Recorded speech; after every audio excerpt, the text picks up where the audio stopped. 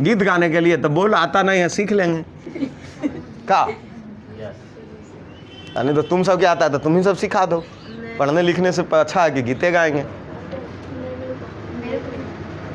नहीं आता तुम सबको गीत गाना? तेरी के अच्छा चल आता। अब ई गीत सीख ले तब। अरे पिछला रोटी आता गीत रे।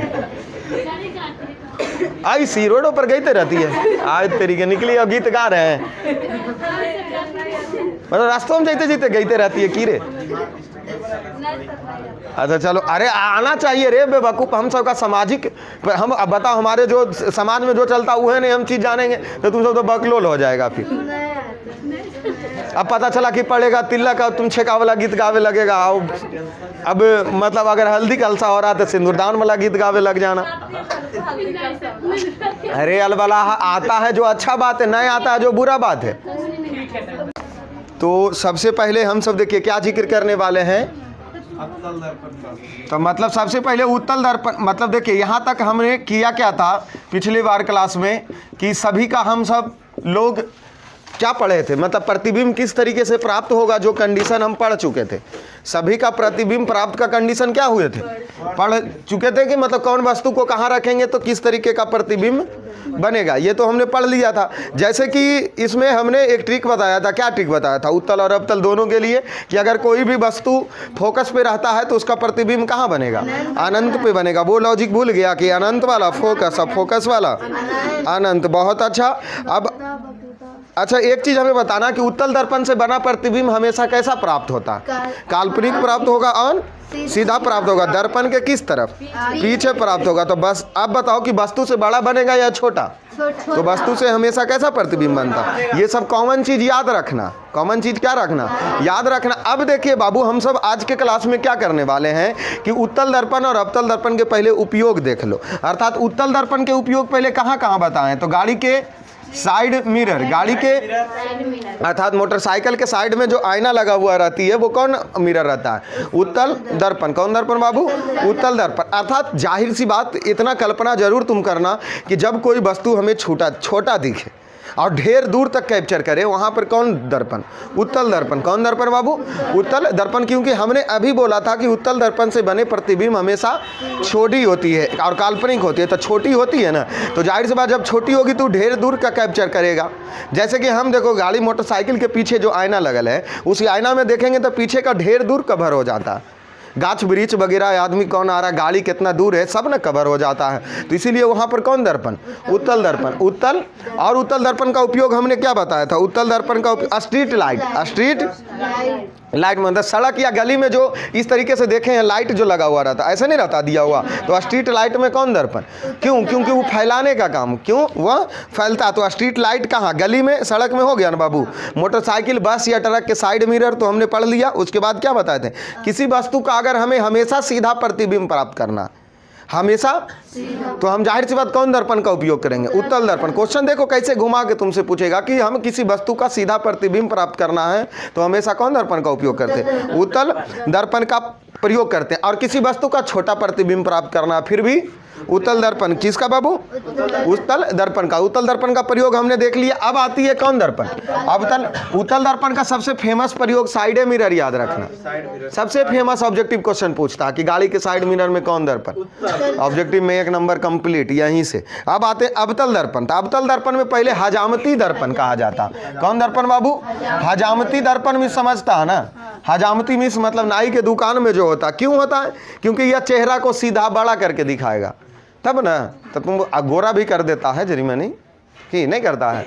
लाइटवा जो लगल रहता है मरकरी रे, हाँ, तो देख के तुम मिजाज खुश हो जाता होगा, इतना गोर हो गए। अब बाहर निकलेगा तो बखलोल लगेगा नहीं, लाइटवा के बाहर नहीं होता है ऐसा। तो चलो ठीक है। तो यहाँ पर हो गया कौची बाबू? हजामती दर्पण। उसके बाद चिकित्सा के क्षेत्र में करते हैं। कौची के क्षेत्र में? आप चिकित्सा के क्षेत्र में करेंगे क्या कि डॉक्टर के द्वारा नाक कान गला इत्यादि के इलाज में हम सब अवतल दर्पण का उपयोग। तो जाहिर सी बात हम एक ही चीज याद रखेंगे, चिकित्सा के क्षेत्र में कौन दर्पण? हजामती में कौन दर्पण? बड़े बड़े, अगर बड़े बड़े सोलर प्लांट अगर लगाना, सोलर कुकर बनाना है तो सोलर कुकर में कौन दर्पण? अवतल दर्पण। सर्च लाइट में कौन दर्पण? गाड़ी के अग्र दीप मतलब जो हेडलाइट रहती है वहाँ आगे जो होता है दीप, कौन दर्पण? अवतल दर्पण। टॉर्च में कौन दर्पण? टेबल पर एगो देखा होगा लाइट रहता है जिसमें लंप लगा, टेबल लैंप, कौन दर्पण? अवतल। मतलब आंख बंद करके तुम हमारी बात मानना, तो आंख बंद के एक ही चीज सुनना कि गाड़ी के साइड मिरर छोड़ के बाकी जो पूछे सब में 80% कौन दर्पण? क्योंकि सबसे ज्यादा उपयोग दैनिक जीवन में कौन दर्पण? तुम कौन दर्पण हो? अवतल दर्पण। जब सभे बोलिए रहा अवतल तो यो बोल कि घरे में कौन दर्पण? समतल दर्पण। आइनमा में तो वहाँ अवतल उत्तल का उपयोग करेंगे नहीं ना। बड़े बड़े हजामती मतलब बड़े बड़े नाई के दुकान में रहता है सब, छोड़। अब नॉर्मल दुकान में तो ऐसे आईना रख देता है, प्लेन आईना रख देगा, ठीक है ना। तो चलिए हम अब उसके बाद देखो चिन्ह परिपाटी का प्रयोग करने वाले थे। मतलब चिन्ह परिपाटी किस तरीके के उपयोग करते हैं जो सीखने वाले हैं बाबू। कौन परिपाटी? चिन्ह परिपाटी। चिन्ह परिपाटी जैसे देखो यहाँ चिन्ह परिपाटी को जब तक हम समझेंगे नहीं तब तक हम लेंस मतलब दर्पण सूत्र सिद्ध नहीं कर सकते हैं, क्योंकि हमें इसके लिए समझना होगा पहले कौन परिपाटी? चिन्ह परिपाटी। जैसे बाबू चिन्ह परिपाटी का पहला नियम समझ लो कि मान लो जैसे ये दर्पण है, ये क्या है? ये कौन दर्पण हो गया अगर अंदर से कलर कर दिए थे? जिसका उभरा उत्तल दर्पण। तो चिन्ह परिपाटी की सभी दूरी कहाँ से मापेंगे? मूल बिंदु। सबसे पहला चीज हमें यही याद रखना होगा कि मूल बिंदु से ही चिन्ह परिपाटी की, अच्छा सॉरी मतलब ध्रुव को ही, ये ध्रुव को ही मूल बिंदु किसको मानेंगे? मूल बिंदु किसको मानेंगे बाबू? ध्रुव को। मूल बिंदु ध्रुव को मानकर सभी दूरी मतलब इस तरफ की सभी दूरियां भी इसी से मापेंगे और इसका ई पट्टी की सभी दूरियां भी इसी। रे बकलो लेने आ रहे हम हैं काला गीत गाने के लिए, तो बोल आता नहीं है, सीख लेंगे का। नहीं तो तुम सब क्या आता है तो तुम ही सब सिखा दो, पढ़ने लिखने से अच्छा है कि गीते गाएंगे। नहीं आता तुम सबको गीत गाना? तेरी के अच्छा चल आता, अब ई गीत सीख ले तब। अरे पिछला रोटी आता गीत रे, आई सी रोडों पर गईते रहती है, आज तेरी के निकली और गीत गा रहे हैं। मतलब रास्तों में जाते जाते गईते रहती है की रे। अच्छा चलो, अरे आना चाहिए रे बेवकूफ़, हम सबका सामाजिक हम अब बताओ हमारे जो समाज में जो चलता वह नहीं हम चीज़ जानेंगे तो तुम सब तो बकलोल हो जाएगा फिर। अब पता चला कि पड़ेगा तिल्ला का तुम छेका वाला गीत गावे लगेगा। अब मतलब अगर हल्दी का अलसा हो रहा तो सिंदूरदान वाला गीत गावे लग जाना। अरे अलबला आता है जो अच्छा बात है, नहीं आता है जो बुरा बात है। अब आते हैं, बताइए डिस्टर्ब क्लास करता है उसके बाद फिर बताइए कहानी किसके वजह से शुरू हुआ?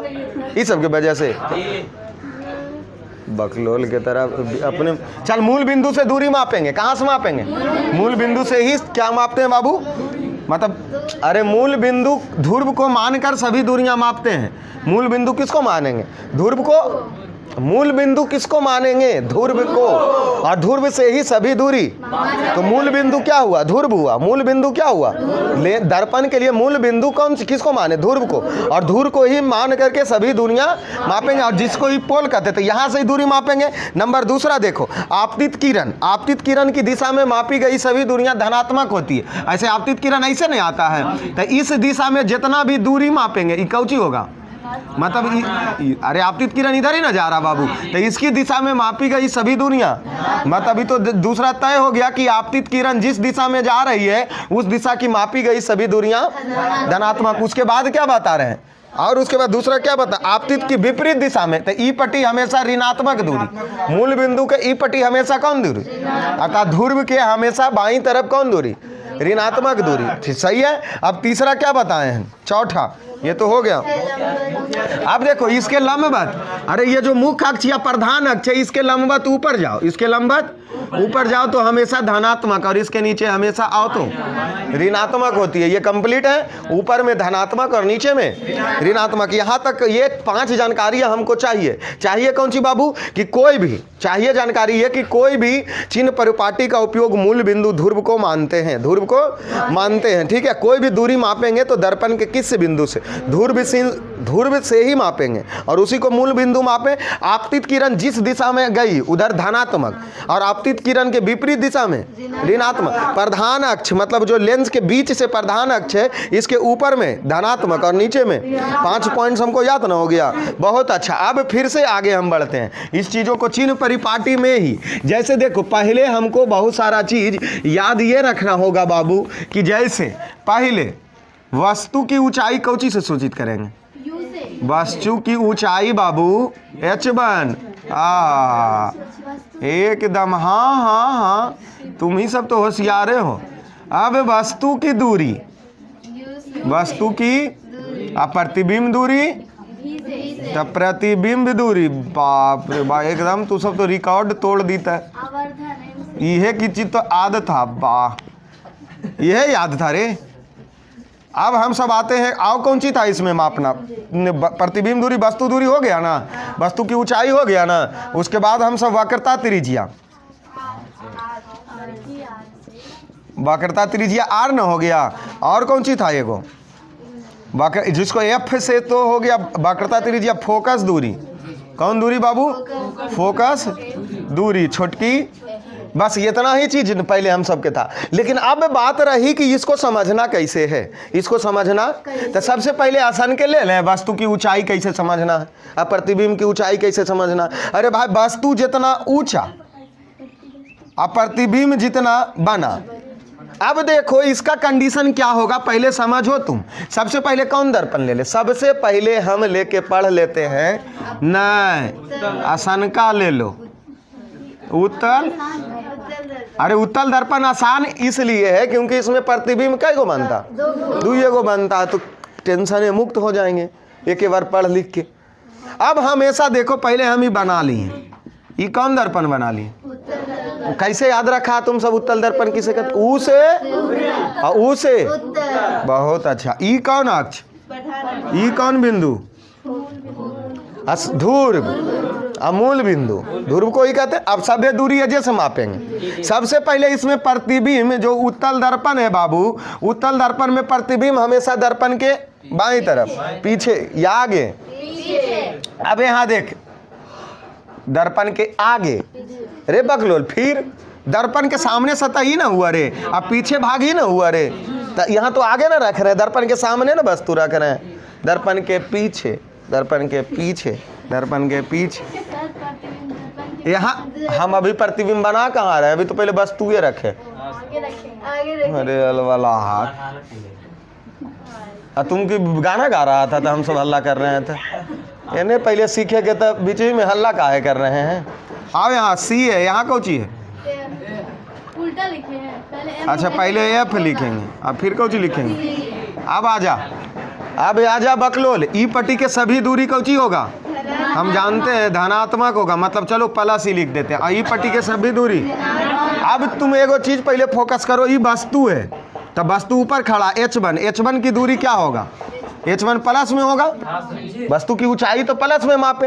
अब देखो यहाँ वस्तु दूरी अर्थात u क्या होगा? u प्लस में या माइनस में? तो इन्हें माइनस में।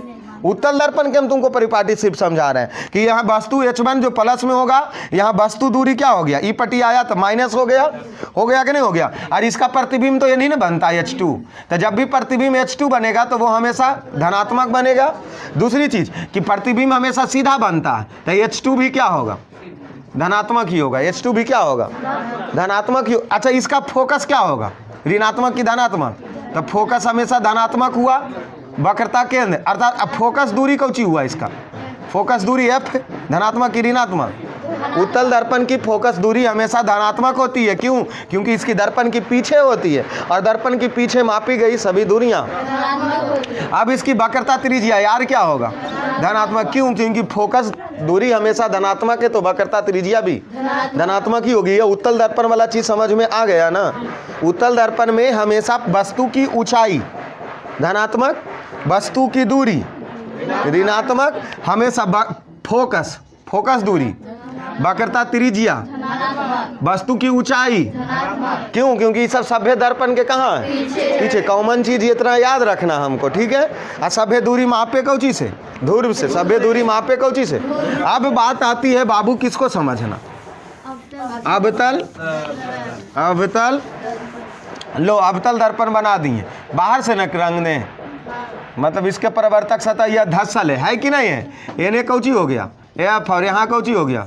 सी। अब जाहिर सी बात कोई भी किरण इन्हीं से ना आएगी। तो अब पहले ई पट्टी, तब मान लो कि फोकस, इसका फोकस हमेशा क्या होगा? ऋणात्मक होगा। फोकस क्या होगा? अब दे रहे हैं ध्रुव बाबू, ध्रुव को काहे तुम बोल गया?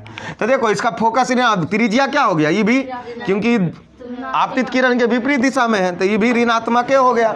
अब सुनो, वस्तु हमेशा सीधे न रखते हैं, तब वस्तु तो कन्फर्म है कि H1 सभ्य में कौची होगा? क्योंकि उत्तल में भी H1, अवतल में भी H1। वस्तु को उल्टा कभी रखते हैं नहीं, वस्तु को सीधा रखते हैं, तो सीधा रखे तो H1 धनात्मक हो गया, कोई बड़ी चीज नहीं। अच्छा ठीक है, इन्हें तो इतना समझ गई, अभी समझ गई ना? अच्छा, इसमें एक कंडीशन में बताया ये गया था बाबू।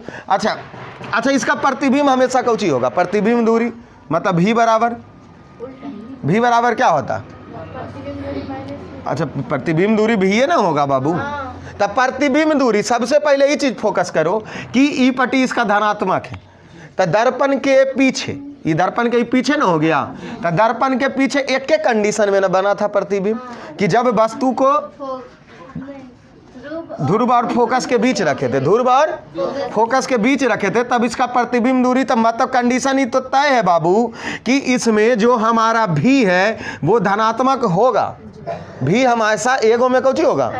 धनात्मक कब होगा? कि जब वस्तु को यहाँ न रख रहे थे, अर्थात इसका जो ई कौन दूरी निकला? यू छोटा है किसकी तुलना में? एफ की। अगर u छोटा है f की तुलना में, तब वस्तु दूरी क्या होगा? धनात्मक होगा। मतलब देख रहे हो, f यहाँ से यहाँ ना दूरी हुआ, ई f तो यहाँ से यहाँ ना हो गया बाबू, और u तो एजा से इतने ना है, तो ई वाला बड़ा हुआ कि ई वाला? अर्थात बड़ा कौन है? f बड़ा किससे? तब ना प्रतिबिंब इन्हें बन रहा था। तो अब यह चीज ना बोले कि u से बड़ा कौन होना चाहिए, और तब इसका प्रतिबिंब दूरी क्या होगा? अगर मान लो कि u बड़ा हो जाए किससे? मतलब f के बाद अगर कोई वस्तु रखल है f के, तब उसका हमेशा प्रतिबिंब दूरी क्या होगा? ऋणात्मक। प्रतिबिंब दूरी क्या होता है? ऋणात्मक। ये चीज समझ में आया था ना उस दिन भी, और आज भी अच्छे से समझा रहे। बाकी तो पूछ के कल पीट देंगे, कल तो तय है कि कल पूछेंगे सिर्फ, उसके बाद ही दर्पण शुद्ध सिद्ध करेंगे। तो आप जितना गौर से हम समझा रहे हैं उन चीज़ों को समझो। पहले ये चीज़ समझ में आ गया ना कि कब अवतल दर्पण में कब वस्तु दूरी धनात्मक होगा और कब ऋणात्मक होगा। अगर नहीं समझ में आया तो फिर से इस पर फोकस कर लो, ठीक है ना? याद रहे, फोकस फिर से करो कि वस्तु को ध्रुव और फोकस के जब बीच रख रहे थे, तब इसका प्रतिबिंब दर्पण के पीछे बन रहा था, तब दर्पण के, अर्थात ई दूरी u हुआ और ई दूरी क्या हुआ? f। अब यहाँ देखेंगे कि u बड़ा है कि f? f बड़ा है किससे? u से। तो जब f बड़ा हो u से, तब प्रतिबिंब दूरी क्या हो गया? और यही चीज कि वस्तु को f के बाद रखो, वस्तु को f से, तो मतलब f से बड़ा ना हो जाएगा u प्रतिबिंब दूरी, तब जाकर के हमेशा वस्तु दूरी क्या होती है? ऋणात्मक होती है। वस्तु दूरी क्या होती है? ऋणात्मक होती है। ये चीज समझ गए? अब देखो इसमें हम सब प्रतिबिंब, अगर हम तो सब वस्तु को सीधे रखें तो H1 हमेशा धनात्मक ही होगा। अब H2 देखो, तो कुछ में प्रतिबिंब उल्टा बन रहा था, तब वास्तविक एवं जो सीधा दर्पण के जो पीछे बन रहा था प्रतिबिंब, वह ना सीधा खाली था। तो एक के कंडीशन में इसका H2 प्लस होगा, और हर जगह H2 जब उल्टा बनेगा तो हमेशा क्या होगा? माइनस। जब प्रतिबिंब उल्टा बने तब वस्तु की ऊंचाई क्या हो जाएगा? ऋणात्मक हो जाएगा, वस्तु की ऊंचाई। अच्छा, अब फोकस करो बाबू कि अवतल दर्पण का फोकस क्या होता? अवतल का फोकस दर्पण के सामने है तो ऋणात्मक होगा, और इसकी वक्रता त्रिज्या भी क्या होगी? ऋणात्मक ही होती है। इतने चीज न चिन्ह परिपाटी में समझाए थे, समझ में आ गया ना? हम दोनों को मिला के समझा दिए अलग अलग से, ठीक है ना? बारी बारी से नहीं किए। अच्छा ठीक है, इसका हम एगो सारणी बना लेते हैं, तब तो और अच्छे से याद हो जाएगा। आओ देखो, सारणी इसका एक बनाते हैं बाबू। सारणी एक बनाते, पहले ले लिए कौन दर्पण? उत्तल। अब बाद में कौन ले लिए? अवतल। जब अवतल ले लिए और इसका पहले हम सब फोकस कौची कर लें? वस्तु की, अच्छा वस्तु दूरी, दूरी को वस्तु दूरी कौची से सूचित करते हैं? वस्तु दूरी कौची से?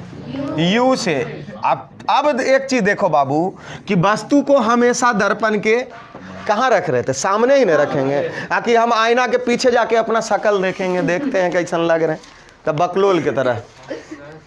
तो दर्पण के सामने हम देखते हैं, तो इसीलिए जब दर्पण के सामने अगर रख रहे हैं तो इसमें वस्तु दूरी बताओ, इसमें यू क्या होगा?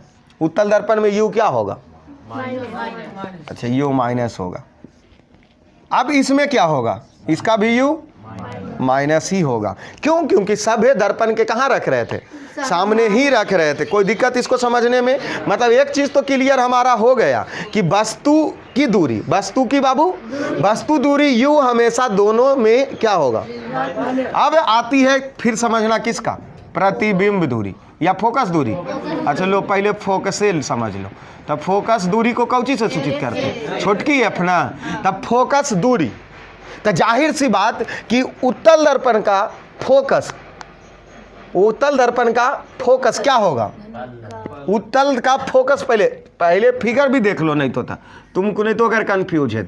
ये उत्तल उभरा हो गया और ये अवतल धसा हो गया, मतलब ई वाला हो गया उत्तल और ये हो गया अवतल। अब इसका देखो एन है सी न एफ एन है, फिर इसका देखो ई पट्टी है एफ और ई पट्टी है। अब जाहिर सी बात इसका किरण ऐसे जाएगा और इसका किरण। अब हम इतना जानेंगे कि तुम देखो बाबू आपतित किरण जे दिशा में जा रहा था तो उत्तल दर्पण का फोकस हमेशा धनात्मक होगा। फोकस हमेशा क्या होगा? क्यों होगा? क्योंकि ये दर्पण के कहाँ? पीछे। अब अवतल दर्पण का फोकस हमेशा ऋणात्मक होगा। क्यों होगा? क्योंकि यह दर्पण के सामने है। तो दर्पण के सामने वाला चीज ऋणात्मक हो गया, दर्पण के पीछे वाला चीज धनात्मक। उसके बाद अब कौची था? आर जिसको कहते हैं, कौची कहते हैं बाबू? वक्रता त्रिज्या, जिसको क्या कह दिए? बड़की आर कह दी। अच्छा अब बोलो कि इसमें वक्रता त्रिज्या, पहले सोचो ई पट्टी है, दर्पण के पीछे है, तब वक्रता त्रिज्या धनात्मक हो गया। इसमें वक्रता त्रिज्या दर्पण के सामने बन रहा, मतलब ऋणात्मक हो गया। अब कौची है? प्रतिबिंब दूरी। कौची से? भी से। प्रतिबिंब दूरी भी के बारे में सोचो, तो जाहिर सी बात भी के बारे में सोचो। उत्तल में हमेशा दर्पण के पीछे ही बनता, या नहीं ना बनता था, तब प्रतिबिंब दूरी हमेशा पॉजिटिव होगा। अब बात रही कि अवतल में आओ, तो अवतल में हम क्या बोले थे कि u से बड़ा अगर f हो, u से बड़ा f हो तो प्रतिबिंब दूरी धनात्मक होगी, और u बड़ा हो जाए किससे? f से। u बड़ा हो जाए f से तो प्रतिबिंब दूरी ऋणात्मक होती। अब कौची था? कुछ नहीं, वस्तु की ऊंचाई नहीं ले लेगा, तो वस्तु की ऊंचाई तो सभ्य में धनात्मक होता, वस्तु की ऊंचाई सभ्य में। अब प्रतिबिंब की ऊंचाई तो अगर कोई उल्टा बन रहा तो ऋणात्मक, कोई प्रतिबिंब सीधा बन रहा धनात्मक। यही हमारा चिन्ह परिपाटी समझने का चीज था, जो हम सब लोगों ने चिन्ह परिपाटी को क्या कर लिया?